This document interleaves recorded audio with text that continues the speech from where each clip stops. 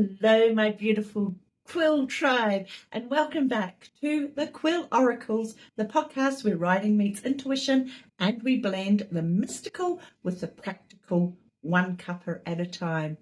I'm your host, Amanda Clark, your literary oracle, divination book junkie, and fellow scribbler on the creative journey.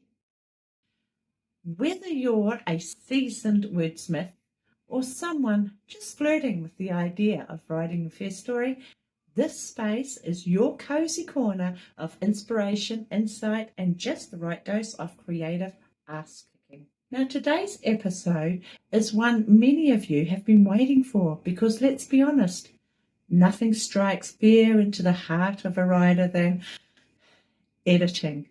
Yep, that dreaded second draft, that red pen massacre, that moment you read your words and think, what in the ever-loving hell was I thinking when I wrote this? So today's episode is called The Art of Self-Editing Without Setting Your Manuscript on Fire. Because that urge, that temptation to toss the whole thing out the window and pretend it never happened, yeah, I've been there too, and you're not alone. But before we dive into the guts of today's episode, let's start where all good writing begins, in presence.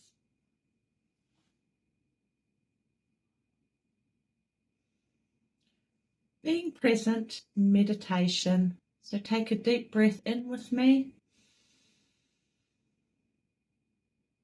And exhale.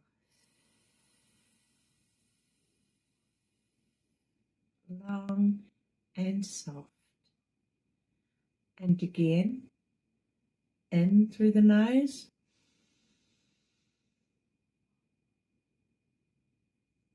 And let it out slow and soft.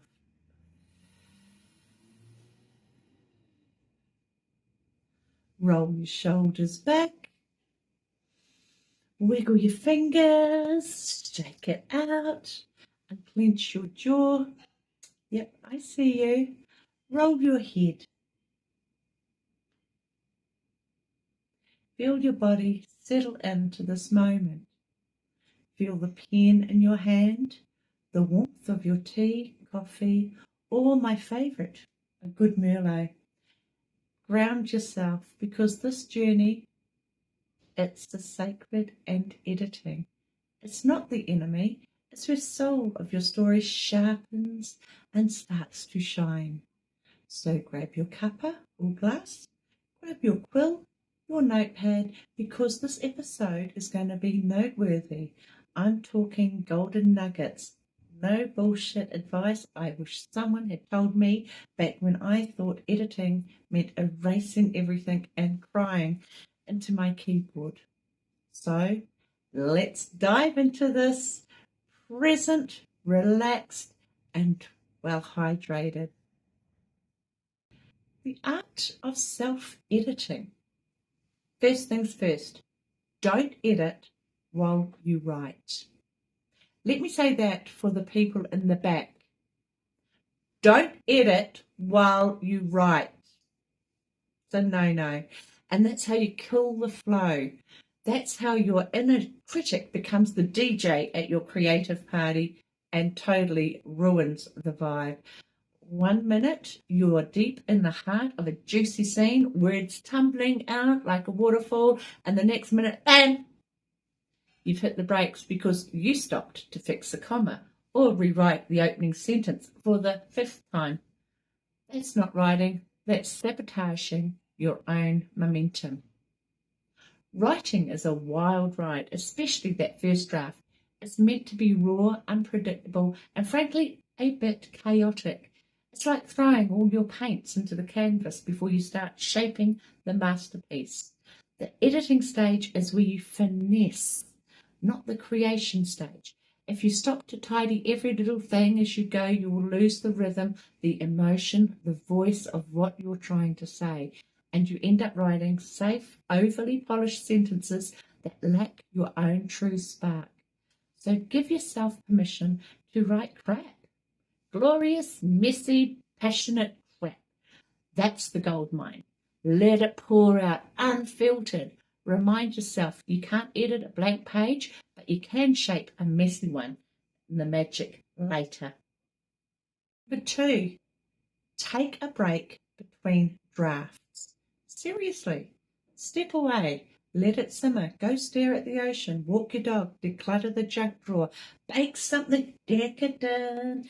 Or sit in the garden and watch the ants hustle. Your brain, your beautiful creative engine, needs distance to see clearly. When you're just finished a draft and you're still emotionally entangled in every paragraph, you're too close.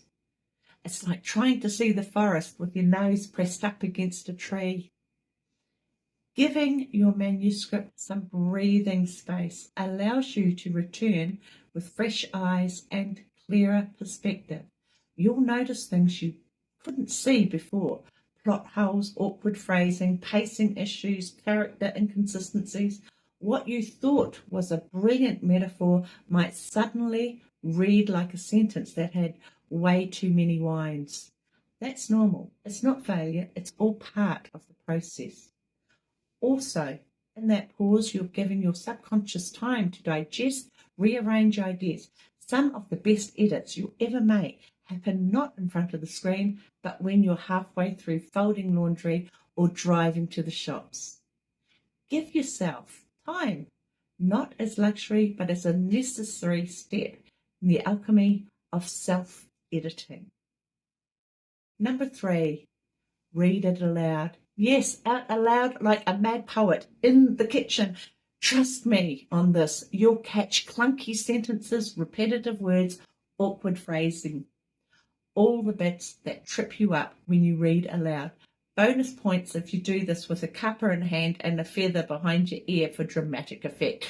But seriously, your ears will pick up where your eyes skim over. Reading aloud slows your brain down just enough to notice the rhythm and tone of your writing. It's like running a prose through a musical filter. Suddenly you hear where a sentence drags, where a word jars, or where something just feels off. It doesn't need to be a full performance unless you're feeling a little theatrical. But even a quiet, whispered read through can change the way you experience your own writing.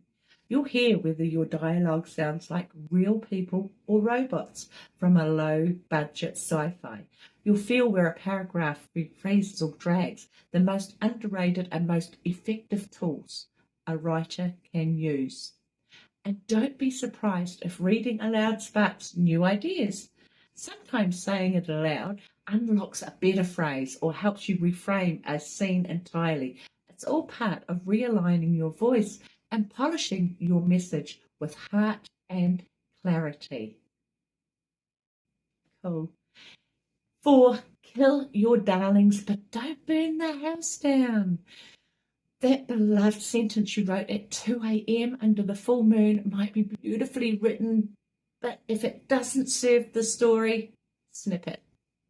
I know it's heartbreaking. We've all had those gorgeous lines or paragraphs that we adore, like newborn kittens. But editing isn't about what you love.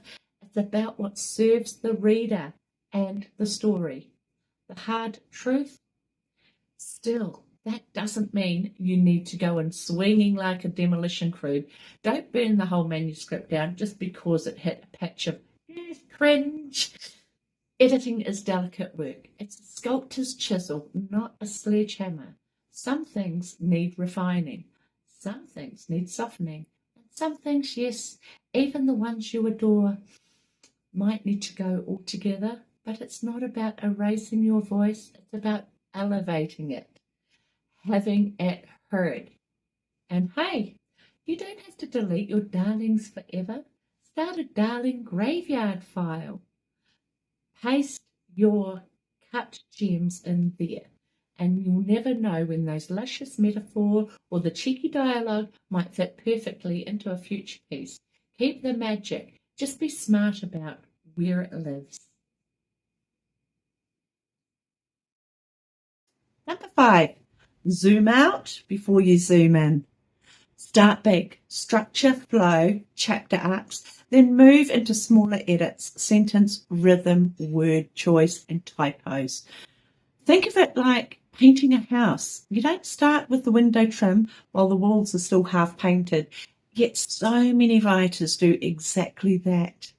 We get stuck fixing the wallpaper in a room we might end up knocking down later.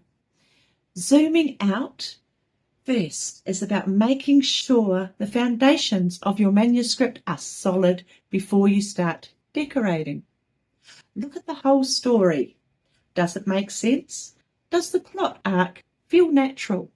Or are there places where it dips awkwardly or jumps too fast? Are your characters' emotional journeys believable? Does the pacing support the story you're telling? Or is there a saggy middle that needs tightening? Ask yourself this big questions first. Can you spend hours fixing a sentence that might not even make it to the final draft if the scene itself is structurally weak? One of the macro level stuff sorted, then you zoom in when you finesse the language, refine your metaphors, and make sure every sentence earns its place. Editing in this layered way is more efficient, less emotionally draining, and ensures you're not polishing a broken glass when you can be reshaping a diamond. Tools, but don't let them dictate your voice. Grammarly, Pro Writing Aid, and Hemingway Editor, they're helpful, but don't let them strip the soul out of your writing. You're not a robot. Your voice matters. Keep your quirks, your slang, your rhythm. That's what makes your writing yours. These tools are like spell check with a few fancy bells and whistles, good for catching obvious grammar issues or overly long sentences, but they don't know the nuance of your tone, your character's dialect, or your poetic phrasing. I've seen writers become slaves to the suggestions, tweaking everything until every sentence sounds like a boardroom email instead of a soulful story. That's not editing, that's conforming, and conformity is creativity's slow death. Use these tools as a guide, not gospel. Let them flag repetitive phrases or grammar, hiccups, sure, but don't let them flatten your writing into something beige and lifeless. Remember, the greats broke rules all the time. Sentence fragments. Yep. Made up words. Absolutely. Dialogue that doesn't follow perfect grammar. You bet. Why? Because it created rhythm, tone, voice, the things readers actually connect with. So let your writing be uniquely beautiful, flawed. Let it breathe. Let it sound like you, not some soulless app. Keep a cut pile folder. Create a document where you paste all the lines, or photographs of your cut that your cut won't make, you lose. Your darling graveyard document. I mentioned that earlier. It's like a digital compost heap. Nothing really gets wasted. This one's a sanity saver, especially for those of us who like letting go without our words. It gives you a soft landing spot for the piece that don't fit here but might find a home elsewhere. Think of it as your creative offcuts bin. Those trimmings, little seeds for future blog posts, short stories, poetry, or the one scene in your next book where it'll fit like a glove. I've got one of those discarded metaphors, why lines, mantras, anecdotes, all waiting patiently for their time to shine. And you know what? It softens the blow of editing. You're not deleting forever. You're simply relocating it, parking it elsewhere for now. This also keeps your manuscript cleaner and leaner. When you allow yourself to move cut content into a separate space, you reduce the emotional resistance to editing. You become sharper, more objective editor because your ego isn't clinging onto every dear word for life. And when you're not throwing it out, you're curating your best work while archiving the rest with respect. Number 8, ask for feedback, but not from people who you don't get you. No. Beta readers or beta readers, writing groups, fellow scribes who understand your genre. Your voice is gold, but don't give your precious draft to your mate Karen, who only reads sci-fi when you're a spiritual writer, memoirs. You'll just end up doubting yourself. Feedback is a delicate dance. Too much from the wrong source and your confidence takes a nosedive. Too little and you miss the blind spots you're too close to see. Choose your readers carefully. You want folks who are supportive but honest and who understand what you're trying to do. Not people who will say, "It's good," with a shrug, or worse, try to rewrite the book in their own voice. Ask them specific questions. Does the opening hook you? Does the scene feel emotionally real to you? Is there anywhere you lost interest? The more focused your questions, the more useful their feedback will be. Also remember, you don't have to action every single suggestion. Just learn to discern what feedback aligns with your vision and what doesn't. At the end of the day, it's your story, your voice, your truth on that page. Accept the gold, ignore the noise, and keep walking your own writer's path.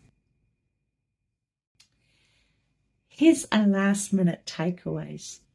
Let's bring it all home with some soul-nudging reminders, the kind you scribble on sticky note and slap on your laptop or your fridge or your monitor or your mirror when self-doubt creeps in at 11 p.m. with the sight of chocolate and existential dread. You are not a crap writer just because your first draft is messy. That's the whole bloody point. The first draft isn't the final destination. It's the sketch, the rough shape, the clay you're going to mould into something incredible. So stop judging your progress by the draft. That was never meant to be perfect in the first place. No one, even the literary greats, nails it on the first go. Editing is a sacred act of refinement, not punishment.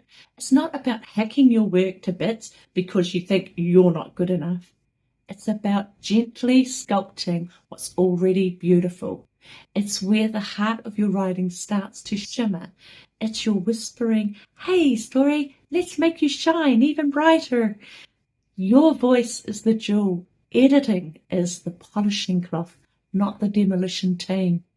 Don't erase every essence that makes your writing yours. You're not writing to win grammar trophies. You're writing to connect, to move, and to inspire.